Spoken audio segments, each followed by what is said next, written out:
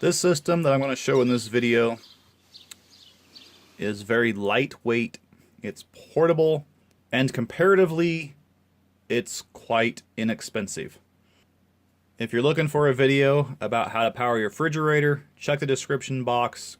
This system is for backup lighting for when the electric grid goes down so you can see what you're doing, and it'll even recharge your phone if you need to do that. It's great for camping. It's also great for hiding in your storm shelter too. I've been dragging my feet on making this video for a very long time because I haven't been happy with what I've made so far. But after reading today's headlines about Canada's hydropower plant possibly being cyber attacked, I decided it's time to just get this video out.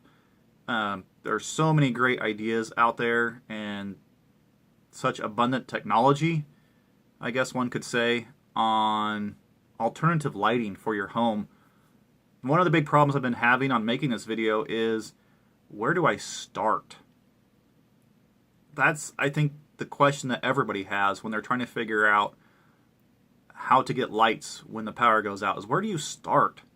The situation is different for everybody because some people live in a high-rise building in a little tiny apartment. Other people live out in a country where they have an entire farm, literally thousands of acres at their disposal, you know, for wind generators and solar panels. And it's difficult to say, yeah, this is what you need. I can't tell you what you need. You got to figure it out for yourself. So I'm just giving you a few ideas here. I actually wanted this video to be a little more interactive, I guess you would say, and actually show you charging batteries and how long these lights run and all this, but I just feel the urgency to get this video out right now, so I'm just going to talk about this stuff and bore you to death, so I apologize for that. This is the setup that I have really come to enjoy and rely upon. Quick rundown is, it's a USB light bulb, a through-night charger, I guess you should actually call it a charger slash power bank, and a flexible USB solar panel. The light bulb and the solar panel come from TeslaMaker.com, and the through-night charger comes from ThruNight. I got a couple other components that I'll add to the system that I'll talk about here after a while.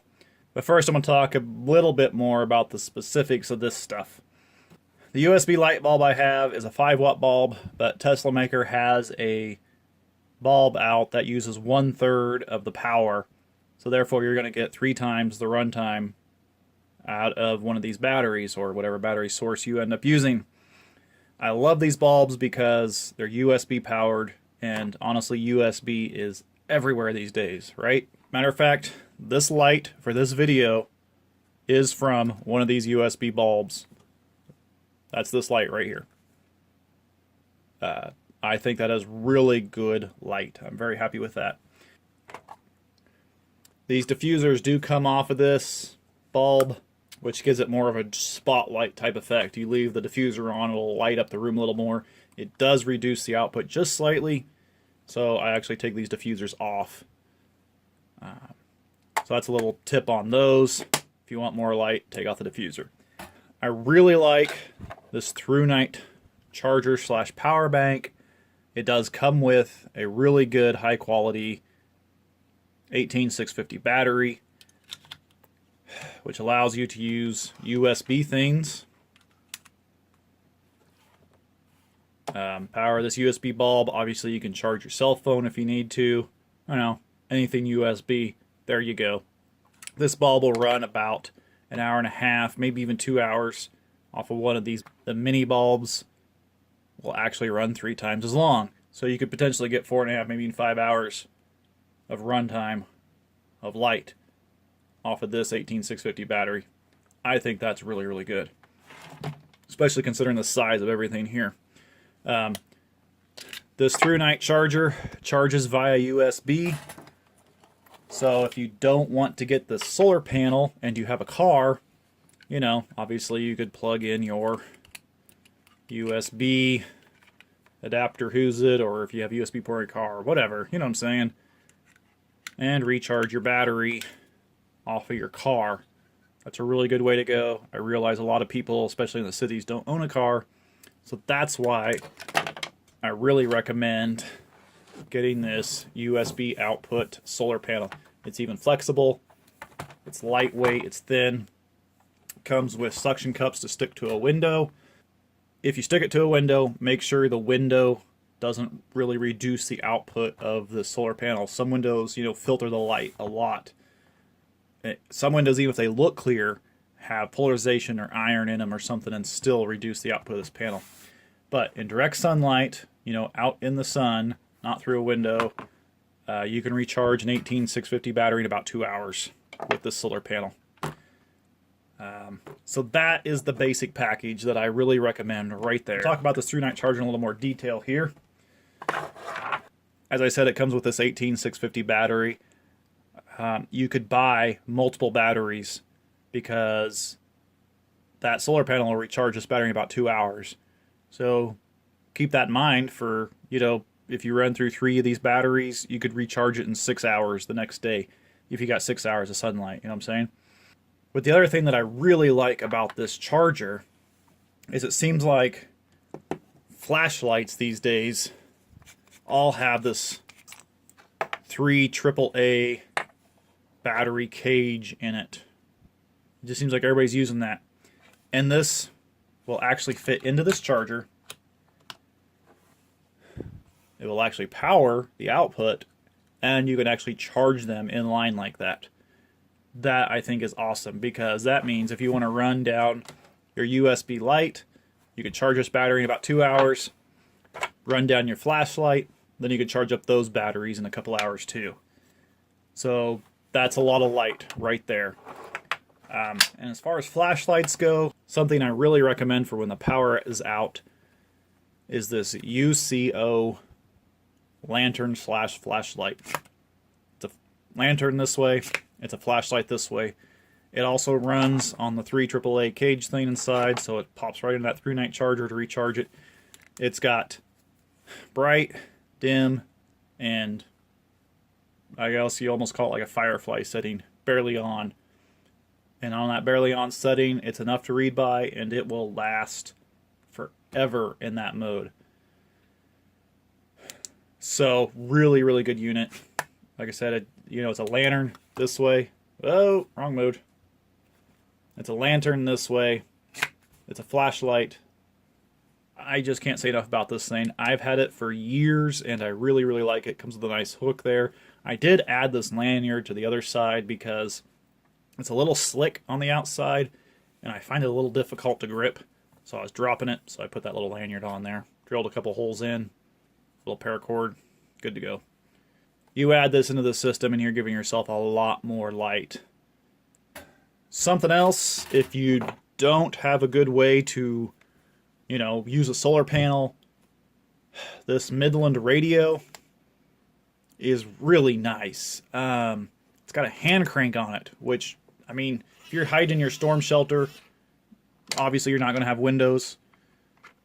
Or if you're just in an apartment in a high-rise building, maybe you don't have the best light, through your window, if you have a window. I don't know.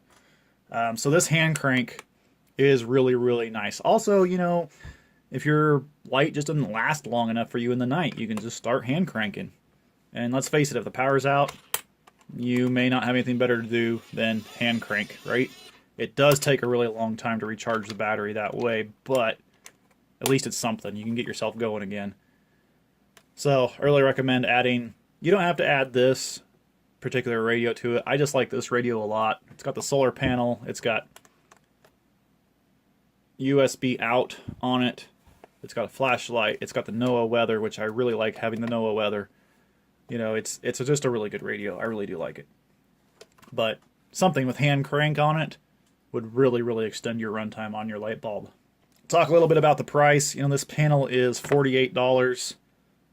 It seems like a lot, but if you compare that to buying a gas generator and having to go and fetch gas, which during a blizzard, that may not even be an option for you, that really makes this solar panel cheap in a hurry. So yeah, that's the most expensive bit of this.